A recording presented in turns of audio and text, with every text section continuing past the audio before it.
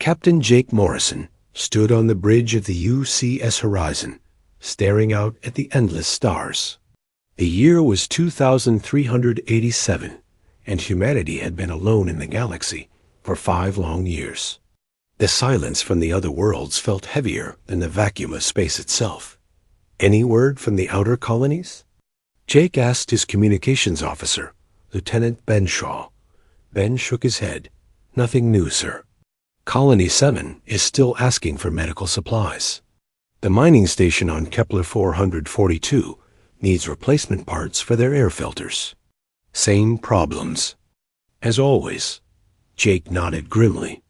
These were the kinds of problems that used to be easy to solve. Before the embargo, human ships could trade with dozens of alien species across the galaxy. Medical supplies, rare metals, advanced technology, everything flowed freely through the great network of civilized worlds. Now, humanity was cut off from it all. The trouble had started with Ambassador Lisa Carter. She was a good woman, Jake. Knew that. Smart, dedicated, and genuinely wanting to help her people. But one mistake had cost humanity everything got. It happened during the peace. Talks on Zilithia Prime. The Zilithians were a proud species with ancient traditions about death and burial. Their dead were placed in crystal chambers and left floating. In space, where the light of their sun would slowly turn the crystals into beautiful gems. It was sacred to them, something they had done for thousands of years. Lisa had been touring the burial grounds with the Zilithian leaders when she made her mistake. She saw a crystal chamber that was cracked and leaking. Inside, she could see the remains of what had once been a Zilithian child. Without thinking, she reached out to steady the chamber and keep it from floating away. To Lisa, it was a simple act of respect. She was trying to help, to show that humans cared about Zilithian traditions. But to the Zilithians, it was the worst possible insult. Only family members were allowed to touch the burial crystals. For an alien to do so was considered a desecration. Of the dead, the Zilithians were furious. They demanded an apology, but Lisa had tried to explain that she meant no harm. Her words only made things worse.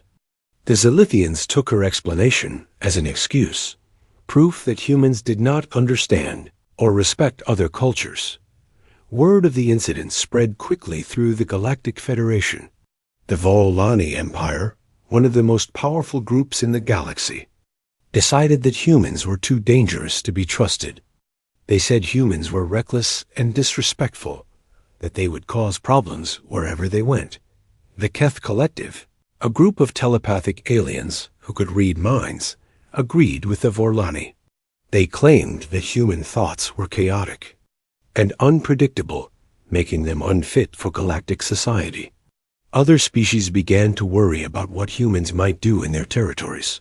The Federation Council met in emergency session. They voted to place a complete embargo on humanity. No trade, no communication, no contact of any kind. Humanity was officially cut off from the galactic community.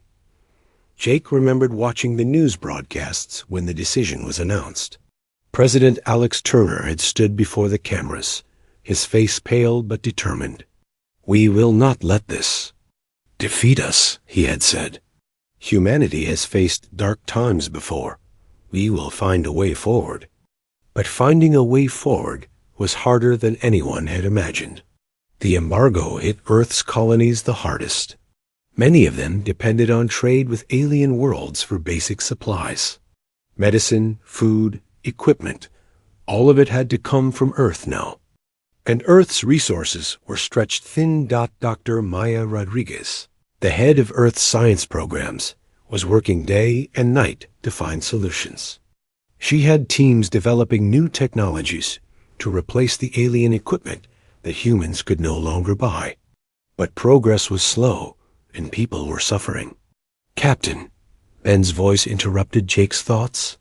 "We're getting a priority message from Earth Command." Jake walked over to the communication console. Admiral Roy Patterson's face appeared on the screen. The old admiral looked tired, but his eyes were still sharp. "Jake, I need you to take the Horizon to the Tau Ceti system. Colony 12 is reporting problems with their water recycling system. They need help, and you're the closest ship." "Understood, sir. How bad is it?" "Bad enough. They've got maybe 2 weeks before their water runs out. The replacement parts, they need used to come from the Aquarian trade network, but—" Patterson shrugged. "You know how it is now." Jake did know. The Aquarians were master engineers who specialized in life support systems. Their technology was the best in the galaxy, and many human colonies depended on it. But like everyone else, the Aquarians had cut off all contact with humanity. "We'll do what we can, sir," Jake said. "I know you will." Patterson out. The screen went dark, and Jake turned to his navigator. "Set course for Tau Ceti. Maximum speed." As the Horizon changed course, Jake thought about the irony of their situation. Humanity had reached for the stars, dreaming of joining a great community of civilized worlds. They had imagined sharing knowledge, culture, and friendship with alien species. Instead, they had been cast out for a single mistake. Lisa Carter had resigned from the diplomatic service after the incident. She blamed herself for everything that had happened. Jake had met her once, at a memorial service for the victims of the water shortage on Colony 4. She had looked broken, carrying the weight of an entire species' isolation on her shoulders. But Jake refused to give up hope. Humanity had always been good at adapting, at finding new ways to solve problems. They had survived ice ages and wars, plagues, and natural disasters. They would survive this too. The question was, what would they become? Would they turn inward, becoming bitter and isolated? Or would they find a way to prove that the galaxy had been wrong about them? Jake looked out at the stars again. Somewhere out there, beyond the reach of the Federation, there had to be others who would listen. Others who would give humanity a second chance. He just had to find them. 5 years had passed since the embargo began. Captain Jake Morrison now commanded a new ship, the UCS Endeavour, built specifically for long-range exploration. The vessel was humanity's hope for finding new friends in the galaxy, equipped with the best technology Earth could produce. Jake stood in the briefing room with his senior staff. Dr. Maya Rodriguez had joined the mission as Chief Science Officer, her hair now streaked with gray from years of constant work. Lieutenant Ben Shaw sat beside her, still handling communications, but now with much more experience. Dr. Kate Williams, a cultural expert who specialized in alien societies, completed the team. Operation Outstretched Hand begins today. Jake announced. We're heading to the Andromeda Relay, a region of space that Federation scouts have never fully explored. Intelligence suggests there are independent worlds out there, species that have never joined the Federation. Dr. Rodriguez pulled up a star chart on the main display. The journey will take us 4 months. We'll be completely cut off from Earth during that time. No quantum communication, no backup, no rescue if things go wrong. The risk is worth it, Dr. Williams added. We need to find allies, people who will judge us by our actions rather than our reputation. Ben nodded. I've been monitoring Federation communications. They still refuse to talk about lifting the embargo. If anything, they seem to have forgotten we exist. Jake felt a familiar anger rise in his chest, but he pushed it down. Anger would not help them now. Then we'll make new friends. Helm, take us out of Earth orbit. The Endeavour left the solar system behind and jumped into hyperspace. For weeks, they traveled through the emptiness between stars, following ancient trade routes that had been abandoned. Long before humans reached space, the first sign of life came from an unexpected source. Ben was monitoring the long-range sensors when he detected a distress signal. Captain, I'm picking up something unusual. It's not using Federation communication protocols. Jake hurried to the bridge. Where's it coming from? About 3 light years. From here, the signal is weak, but it's definitely artificial. Someone's in trouble. Jake made his decision quickly. Change course. Let's see what we can do to help. When they dropped out of hyperspace, they found a damaged alien ship drifting in space. The vessel was unlike anything in the Federation database. Long and sleek, with a hull that seemed to shimmer like scales. Life signs? Jake asked. Positive. I count 12 individuals, but their life support is failing. They have maybe 6 hours before their air runs out. Jake didn't hesitate. Launch a shuttle. Dr. Rodriguez Williams, you're with me. Ben, keep the Endeavor ready for emergency evacuation. The alien ship was called the Flame of Koreth, and its crew were reptilian beings called the Thrakari.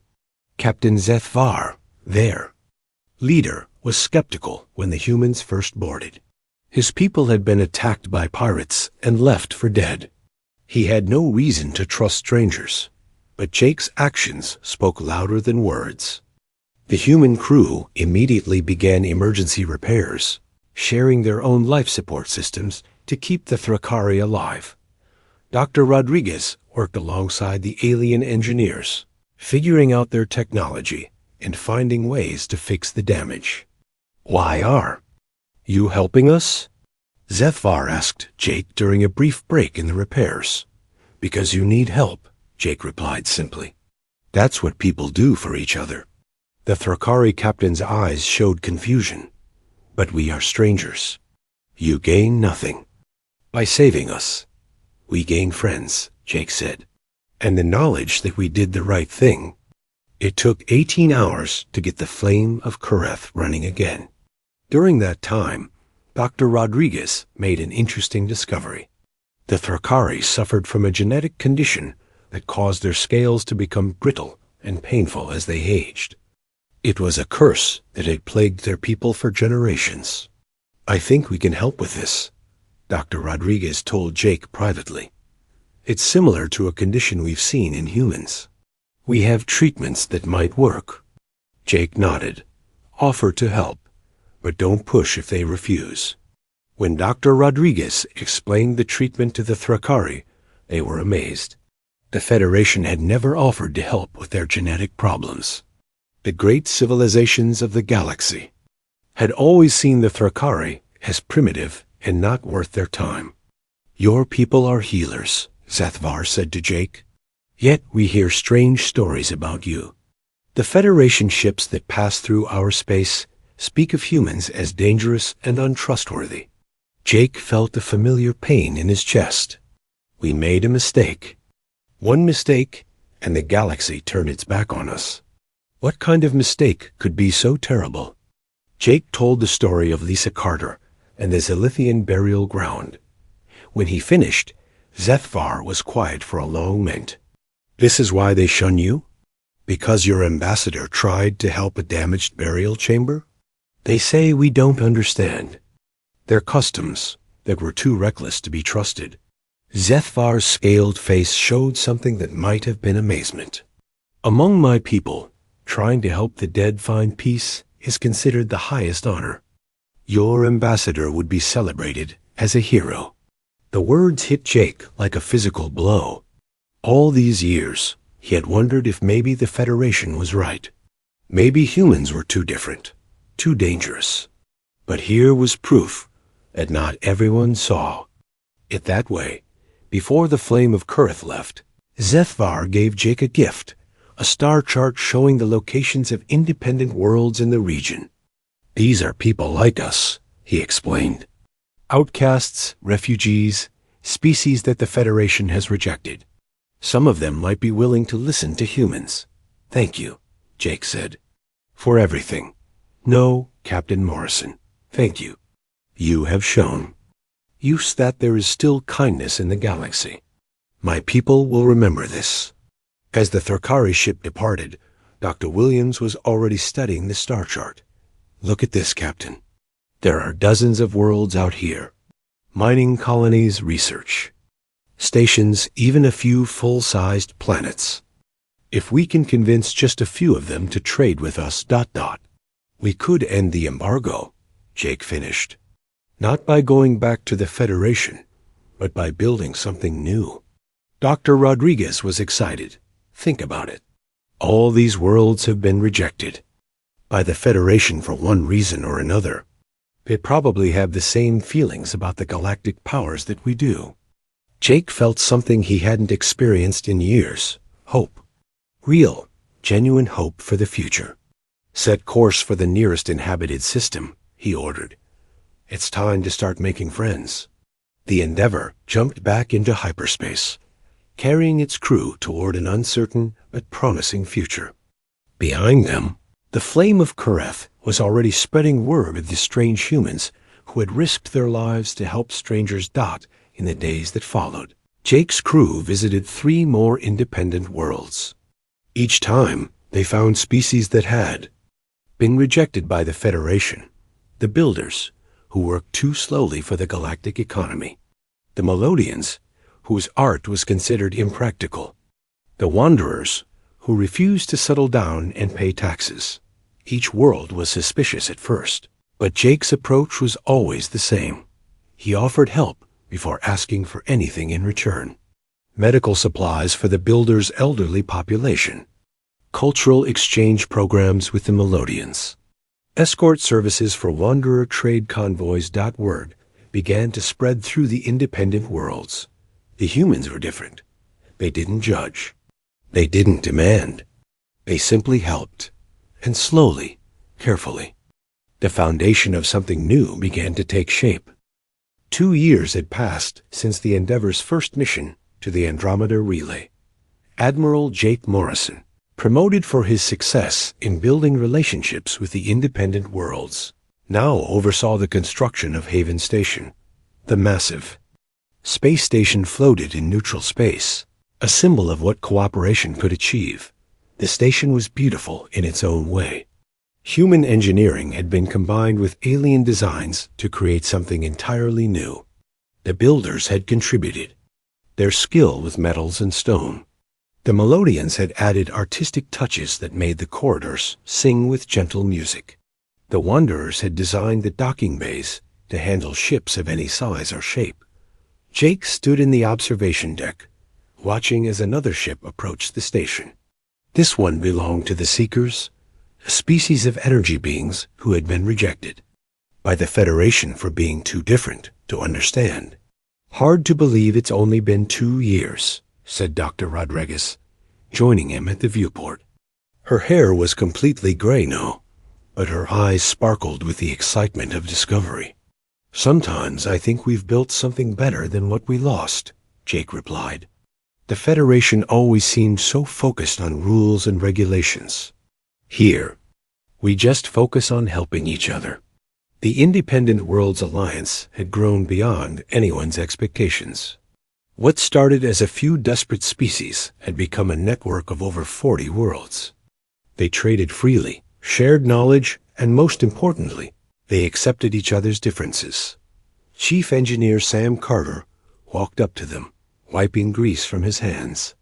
Lisa Carter's younger brother had joined the Alliance to help restore his family's honor. He had inherited his sister's intelligence, but had chosen to work with his hands instead of his words. The new docking bay is finished, Sam reported. We can now handle ships up to 3 kilometers long. The Drifters will be happy about that. The Drifters were a nomadic species that lived entirely in space. Their ships were like floating cities, home to thousands of individuals.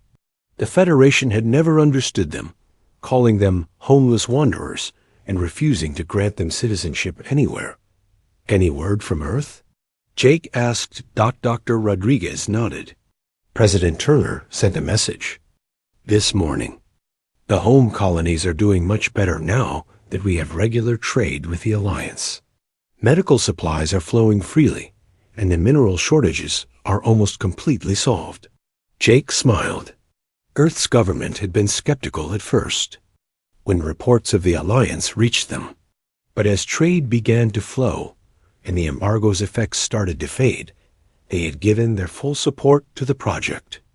There's something else, Dr. Rodriguez continued. We've been monitoring Federation communications. There are some interesting developments. She led Jake to the Intelligence Center, where Lieutenant Ben Shaw was coordinating with analysts from a dozen different species. The Alliance had become very good at gathering information. Show him what we found, Dr. Rodriguez said. Ben pulled up a series of reports on the main screen. Internal Federation communications have been showing increased tension lately. The Volani Empire is facing civil unrest. Younger Volani are questioning their leaders' decisions. Jake studied the reports. What kind of questioning? They're asking why the Federation cut off contact with humans. Apparently, some Volani scholars have been studying human culture, and they're confused by what they found. Dr. Kate Williams, now the Alliance's Chief Cultural Officer, joined the discussion. I've been analyzing the reports. It seems that one Volani scholar, Kale Yan, has been particularly vocal. He's been writing papers about human concepts, like forgiveness and redemption.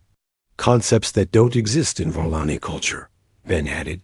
They're having trouble understanding why humans would help the Thrakari after being rejected by the galaxy. Jake felt a mixture of hope and concern. Is this good news or bad news? Both, probably, Dr. Williams replied. The Federation is becoming unstable. Change is coming, but change can be dangerous. Their conversation was interrupted by an urgent alert.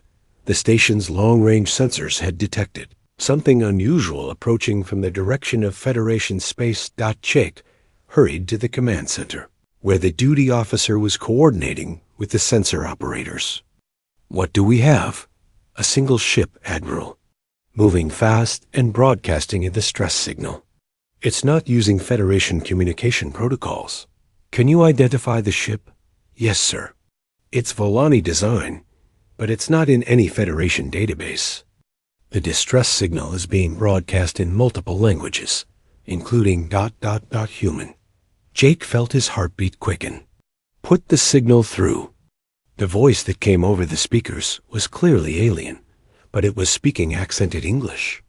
This is Princess Varaneth of the Volani Resistance. I am requesting sanctuary with the Independent Worlds Alliance. My ship is damaged, and I am being pursued by Imperial forces. Jake looked around the command center. His staff was waiting for his decision. A Volani princess asking for help from the humans her people had rejected. It should have been an easy decision to refuse. Admiral? The duty officer asked. Jake thought about Lisa Carter, about the mistake that had led to humanity's exile. He thought about the Thrakari captain who had been amazed by human kindness. He thought about what the Alliance stood for. Send a response, Jake ordered. Tell her that Haven Station welcomes all who seek sanctuary. Direct her to Docking Bay. 7 and prepare a medical team. Sir, the risks ... double quotes. I know the risks, Jake cut him off. But we're not going to turn away someone who needs help. That's not who we are. An hour later, Jake stood in the docking bay as the damaged Volani ship limped into the station. The vessel was sleek and beautiful, but blast marks along its hull showed that it had been in a fight. Princess Varaneth was the first to emerge from the ship. She was tall and elegant, with the pale blue skin and silver hair typical of her species. But her clothes were torn, and her face showed exhaustion. Admiral Morrison, she said, recognizing him from intelligence reports. I thank you for granting sanctuary. I was not certain you would help a Volani. Haven Station helps anyone who needs it, Jake replied. What happened to your ship? Imperial forces attacked us when we tried to leave Volani space. My father, Emperor Thanemore, has declared me and my followers to be traitors. We oppose his policies, including the embargo against humanity. Jake studied her carefully. Why would you risk your life to oppose the embargo? Varaneth's expression was serious. Because it was wrong. My people acted in fear and pride, not wisdom. The scholar Kao Yan has shown us evidence of human kindness and generosity. We have learned that humans are not the monsters we were told. They were. Over the following days, Varaneth and her followers were given quarters on Haven Station. The princess spent hours in meetings with Jake and his staff, learning about the Alliance and sharing intelligence about the Federation. The Empire is falling apart, she told them during one briefing. My father's rigid policies have created enemies everywhere. The Keth Collective is considering breaking away from the Federation. Several minor species have already stopped paying their tribute. Dr. Rodriguez was fascinated by the political situation. What do you think will happen? War, probably, Varaneth said sadly. The Empire will not give up power easily. But there are forces at work that even my father cannot control. Jake felt a chill run down his spine. What kind of forces? Ancient ones. The deep space monitoring stations have detected movement in the galactic core. Something that has been sleeping for a very long time is beginning to wake up. The room fell silent. Even the most advanced Federation technology couldn't fully scan the galactic core.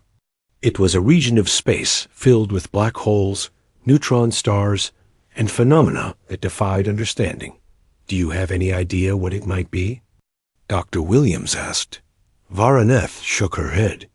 The records are ancient and unclear, but the old stories speak of the Devourers, machines that consumed entire star systems long before any of our civilizations existed. Jake felt the weight of responsibility settling on his shoulders. The Alliance had been built to help refugees and outcasts, but if something was stirring in the galactic core, they might soon face challenges far beyond anything they had imagined. We need to prepare, he said finally. If the Federation is becoming unstable and unknown threats are emerging, the Alliance may be the only thing standing between civilization and chaos. As the meeting broke up, Jake remained behind with Dr. Rodriguez. Do you think we're ready for something like this? I don't know, she admitted. But we have something the Federation doesn't. We have people who chose to work together, not because they were forced to, but because they wanted to help each other. Jake nodded, looking out at the stars through the observation port. Then we'll face whatever comes together. All of us. The warnings came first as whispers in the deep space monitoring stations, then as screams from the outer rim colonies. The Devourers had awakened, and they were hungry. Admiral Jake Morrison stood in the command center of Haven Station, watching the tactical display with growing horror. Red markers showed the advance of the machine fleet as they consumed everything in their path. Entire star systems were being stripped of matter, converted into fuel for the ancient machines. How many ships do we have? Jake asked his staff. Roy Patterson, now serving as the Alliance's military coordinator, consulted his reports. The old man had come out of retirement when the crisis began. Every combat vessel in the Alliance, plus the ships Princess Varaneth brought with her. Maybe 800 ships total. The Federation fleet?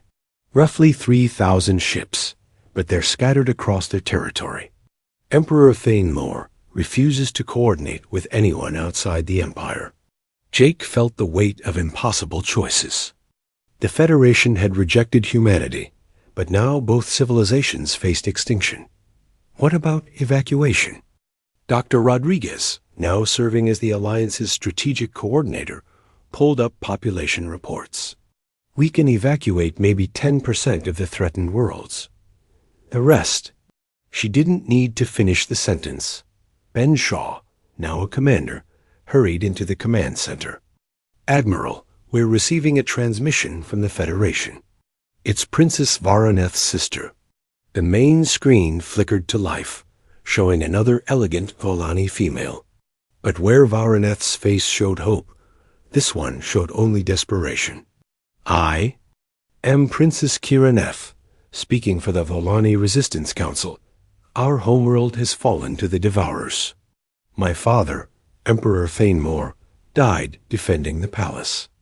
I am formally requesting assistance from the Independent Worlds Alliance.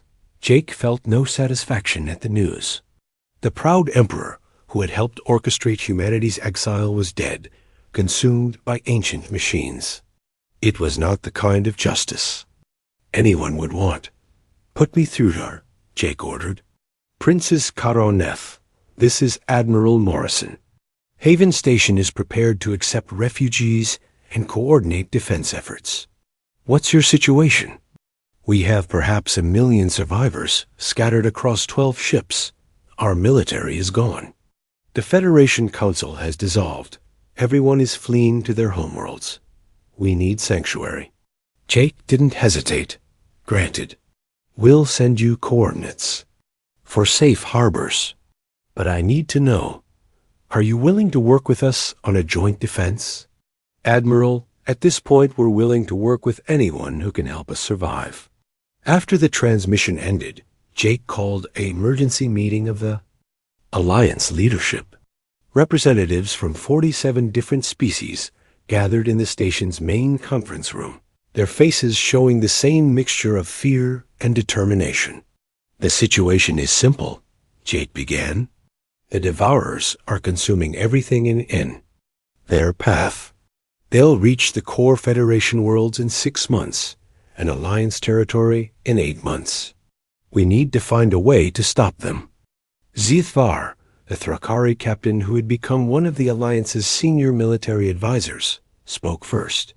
Our combined fleets can't match their numbers. They've consumed the resources of hundreds of star systems. We need a different approach. Dr. Rodriguez stood up. We've been analyzing the Devourer technology with help from Princess Varaneth's people. The machines are incredibly advanced, but they have a weakness. She activated a holographic display showing the internal structure of a Devourer ship. They operate on pure logic and quantum calculations. But their systems can't process organic emotional resonance. The quantum matrices that control their functions become unstable when exposed to certain types of biological brain activity. What kind of brain activity? Asked Chief Engineer Sam Carter. Strong emotions, particularly hope, love, and determination. The kind of feelings that drive people to help each other, even when there's no logical reason to do so. Jake felt a strange irony in the situation.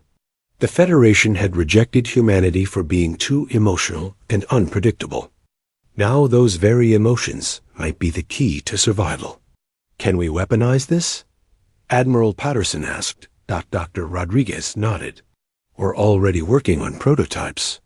Devices that can amplify and focus emotional energy into a beam that disrupts Devourer. Systems, but they require organic operators. People who can genuinely feel the emotions being transmitted. How many people would we need? Jake asked. For a weapon powerful enough to stop a Devourer fleet. Thousands. Maybe tens of thousands. All working together and focusing their emotions on the same goal. The room fell silent as the implication sank in. They were asking people to literally put their hearts and souls into a weapon, to risk their lives and sanity for a chance to save the galaxy. I'll do it, said Princess Varaneth, who had been quietly listening. My people caused this crisis. By refusing to work together. If our emotions can help stop the Devourers, we'll give everything we have. Other voices joined in around the room. The Thrakari, the Builders, the Melodians, even species that had never been good at cooperation, were volunteering to link their minds and emotions together. Jake felt tears in his eyes. This was what humanity had dreamed of when they first reached. For the stars, not conquest or domination, but cooperation and unity in the face of impossible odds. Then we'll make it work, he said. Dr. Rodriguez, I want weapon prototypes ready in 2 weeks. Admiral Patterson, begin coordinating with all available fleets. Commander Shaw, send messages to every world in both Federation and Alliance space. Tell them what we're planning. The next few weeks were a blur of activity. The Alliance worked around the clock to build the emotional resonance weapons. Volunteers from dozens of species trained to synchronize their thoughts and feelings. Emergency shipyards produced transport vessels to carry evacuees from the threatened worlds. But the Devourers were moving faster than anyone had expected. 3 major Federation worlds were consumed before the defense plan could be fully implemented. Billions of lives were lost, converted into raw materials for the machine fleet. Jake stood in the command center of the Alliance flagship UCS Unity, watching the tactical display as the final battle approached. The Devourers had reached the core. Federation worlds and the last major fleet engagement was about to begin. All ships report ready, Admiral Patterson announced. The emotional resonance weapons are fully charged and operational. Jake looked around the bridge at his crew. Many of them had been with him since the early days of the Endeavor. They had seen humanity go from outcasts to leaders of a galactic alliance. Now they were about to risk everything on a desperate gamble. All ships, this is Admiral Morrison. The Federation may have rejected us, but we're not going to let innocent people die. Today we show the galaxy what humanity really stands for. Begin the attack. The Unity led the charge toward the Devourer fleet. Behind them came 800 Alliance ships, their crews prepared to pour their hearts into the battle. It was going to be the fight of their lives. The Devourers responded with devastating firepower. Alliance ships were vaporized in the first exchange, their crews dying as they tried to get close enough to use their weapons. The tactical display showed red markers disappearing one by one. Weapon range in 30 seconds, the tactical officer reported. Jake gripped the arms of his command. Chair. All ships, prepare to fire. Remember, this isn't just about surviving. It's about showing the galaxy that we never stopped caring about each other. The emotional resonance weapons fired, sending waves of pure human determination and love toward the Devourer fleet. The effect was immediate and devastating. The ancient machines, designed to process only logic and calculation, began to malfunction as their systems were overwhelmed by organic emotion. But the cost was enormous. The weapon systems required so much energy that many ships lost power after firing. The Unity itself was caught in the blast wave and began to break apart. All hands, abandon ship, Jake ordered. Get to the escape pods. Sir, what about you? Ben Shaw asked. Jake looked at the tactical display. The Devourers were retreating, but they weren't destroyed. The battle was won, but the war was far from over. Someone needs to make sure the weapon keeps firing, Jake said quietly. Get off the ship, that's an order. As his crew evacuated, Jake remained at his post, channeling every ounce of love and hope he had into the resonance weapon. He thought about humanity's journey, from rejection to acceptance, about the alliance they had built, about the friends they had made along the way. The weapon fired one final time, its beam powered by Jake's sacrifice. The pulse spread through the Devourer fleet, causing a cascade failure that disabled their entire network. When the light faded, the ancient machines were silent. The galaxy was saved, but at a cost that would be remembered forever. The silence after the battle was deafening. Where moments before the space around New Volani had been filled with the thunder of weapons and the screams of dying ships, now there was only the quiet drift of debris and the slow breathing of survivors. Commander Ben Shaw floated in his escape pod, watching the wreckage of the Unity drift past his viewport. Admiral Jake Morrison was gone, along with hundreds of other brave souls who had given their lives to stop the Devourers. The victory felt hollow without them. All surviving ships. This is Admiral Patterson aboard the Haven's Light. Begin search and rescue operations immediately. We're not leaving anyone behind. Ben smiled grimly. Even in death, Jake's influence lived on. The Alliance had learned well from their human leaders. never abandon those who need help. The rescue operation took 3 days. Alliance ships searched through the debris fields, pulling survivors from damaged vessels and treating the wounded. The Vorlani refugees, led by Princess Kiraneth, worked alongside their former enemies to save lives. Dr. Maya Rodriguez, now one of the few surviving senior Alliance leaders, coordinated the effort from Haven Station. Her hair was completely white now, and her face showed the strain of years of constant crisis.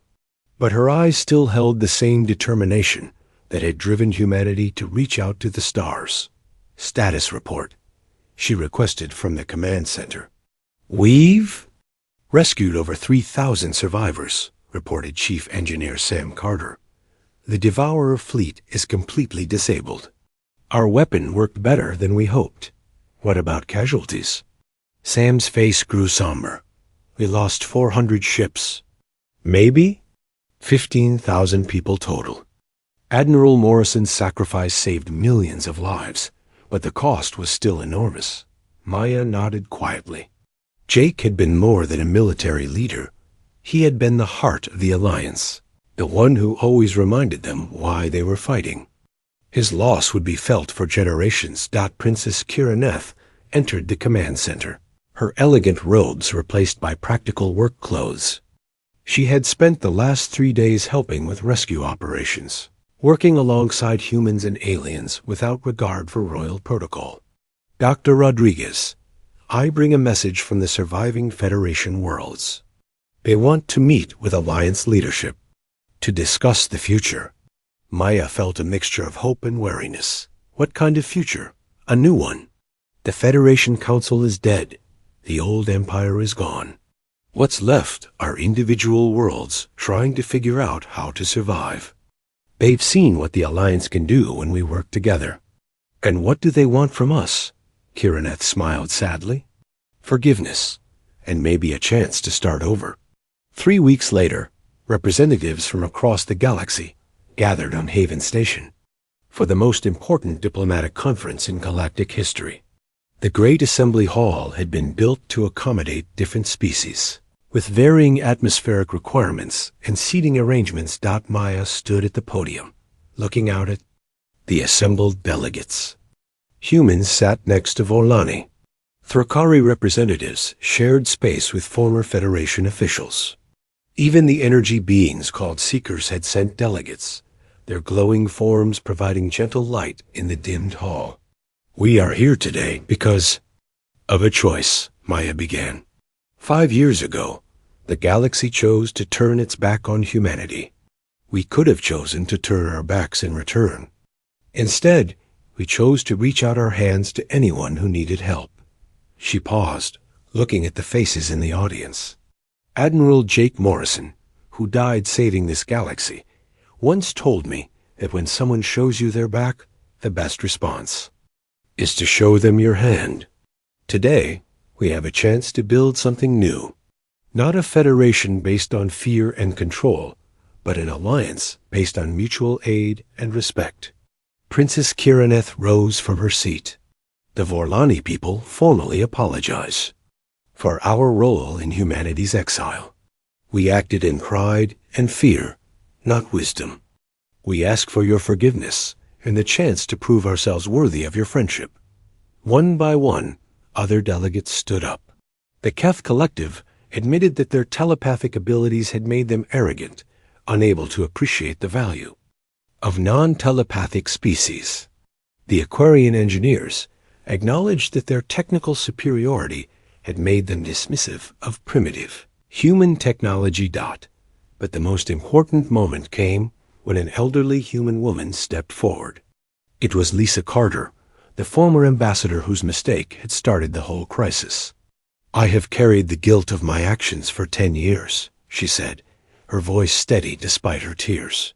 I thought I had doomed humanity to eternal isolation, but I was wrong. My mistake didn't doom us. It freed us to become something better. She turned to address the entire assembly. The galaxy rejected us because we were different, but our differences made us strong. We learned to value compassion over protocol, cooperation over competition. We learned that helping others, even those who had wronged us, was not weakness but strength. The conference lasted for 2 weeks. Delegates worked through complex issues of trade, territory, and governance. The old Federation was officially dissolved, replaced by the new Galactic Compact. The principles were simple: mutual aid, respect for differences, and the right of all species to determine their own futures. Maya was elected as the first human representative to the new Galactic Council. In her inaugural address, she spoke about the lessons humanity had learned during their years of exile. We learned that the universe is vast and full of wonders, but it's also full of people who need help. We learned that the strongest civilizations are not those that dominate others, but those that lift others up. Most importantly, we learned that when you extend a hand to someone in need, you're not just helping them, you're becoming the person you are meant to be. The years that followed were not without challenges. Old prejudices died hard, and there were conflicts and misunderstandings. But the spirit of cooperation that had been forged in the fight against the Devourers proved stronger than the forces of division. Lisa Carter established the Carter Institute for Interspecies Understanding, dedicated to preventing the kind of cultural misunderstandings that had caused humanity's original exile. Students from across the galaxy came to study there, learning not just about different cultures, but about the importance of compassion and forgiveness. Sam Carter led the technical integration efforts, helping different species share their knowledge and abilities. The Alliance's technology, born from the cooperation of many different civilizations, proved far more advanced than anything the old Federation had achieved. Dr. Rodriguez, now elderly but still sharp, served as the galaxy's chief scientific advisor. She oversaw research projects that would have been impossible under the old system, where species guarded their secrets jealously. Ben Shaw, promoted to admiral, commanded the new Galactic Patrol, a joint force dedicated to helping anyone in need. The patrol's motto, suggested by Shaw himself, was simple: we reach out our hands. 10 years after the Battle of New Volani, a memorial was erected on Haven Station. It honored all those who had died in the fight against the Devourers, but it was dedicated specifically to Admiral Jake Morrison. The inscription read, "He taught us that the greatest victory is not defeating your enemies, but turning them into friends." Maya stood before the memorial on the anniversary of the battle, no longer the driven scientist who had once worked desperately to break humanity's isolation. She was now an elder stateswoman, respected throughout the galaxy for her wisdom and compassion. "Do you think he would be proud of what we've built?" asked Princess Kiraneth, now serving as the Vorlani representative to the Galactic Council. Maya smiled. Jake always said that the measure of a civilization wasn't how it treated its friends, but how it treated its enemies. Look around you. Former enemies working together, sharing knowledge, helping each other. I think he would be very proud. As the ceremony concluded, representatives from dozens of species dispersed back to their ships and their duties. The galaxy was not perfect. It never would be. But it was something it had never been before. A place where differences were celebrated, where help was offered freely, and where no one was left behind. The humans had reached for the stars dreaming of joining a great galactic community. They had been rejected, exiled, and forgotten. But in the end, they had created something better than they had ever imagined: a galaxy where the greatest strength was not the power to conquer, but the courage to reach out a helping hand. In the end, that was the most human thing of all.